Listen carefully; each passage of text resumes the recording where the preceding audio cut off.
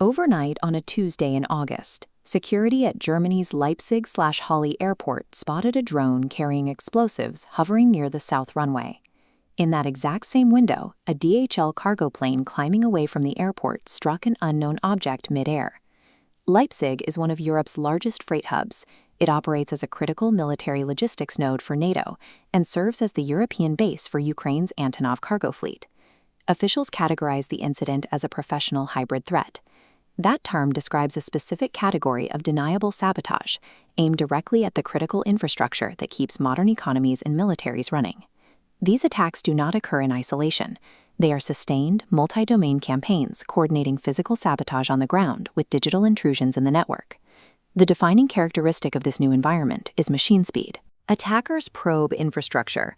They spoof signals and deploy hardware at a volume and velocity that human analysts simply cannot track on their own. Faced with rapidly advancing technology, Europe relies on its strongest institutional reflex, drafting comprehensive regulations like the newly passed AI Act. Brussels has successfully written the world's most detailed rulebook for artificial intelligence, but they have written it for a technology they do not lead in building. This chart shows the Artificial Analysis Intelligence Index, an independent benchmark of global AI models. The current frontier of advanced AI sits at a score between 56 and 61. Europe's flagship model scores a 30, tying a U.S. competitor's cheapest budget tier. Looking at the data over time, the European development curve is flat, widening the capability gap. Europe has poured extraordinary political energy into refereeing the technology, leaving very little institutional will for actually possessing it.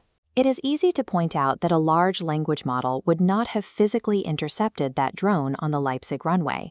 Radars, jammers, and human guards handle physical airfield security, but a modern defensive perimeter operates like a nervous system. Detecting a coordinated attack requires fusing physical security alerts with digital threat data. A threat fusion center correlates isolated anomalies, a drone sighting, a network spike, a freight discrepancy, merging them in real time to identify attack patterns. Sifting this massive fire hose of signals at machine speed requires an advanced AI layer, which modern defense networks are built directly upon. The absolute ceiling of a state's physical and cyber defense is directly determined by the quality of the intelligence powering it.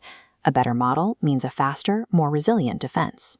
If the best global models score a 60 and Europe's score a 30, the obvious solution seems to be renting American technology to run those defense networks.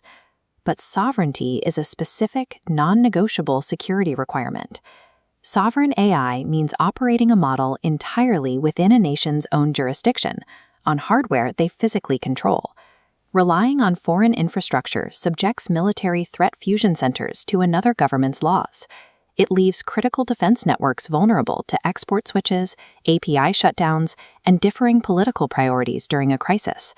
A defensive system rented from a foreign power is a dependency waiting to be exploited. It only works until the provider decides to turn it off.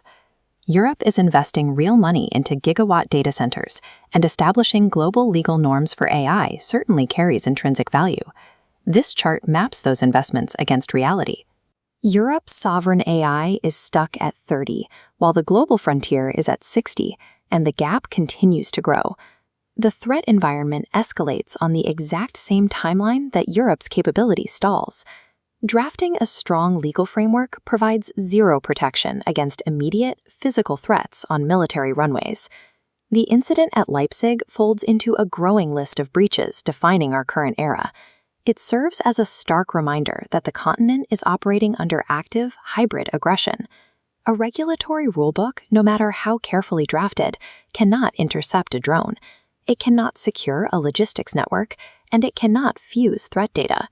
Surviving this threat environment requires Europe to redirect its institutional focus. The priority must shift from governing AI to actually fielding sovereign, frontier-grade models. The regulations can wait for the intelligence to exist. The hybrid war will not wait for the regulations.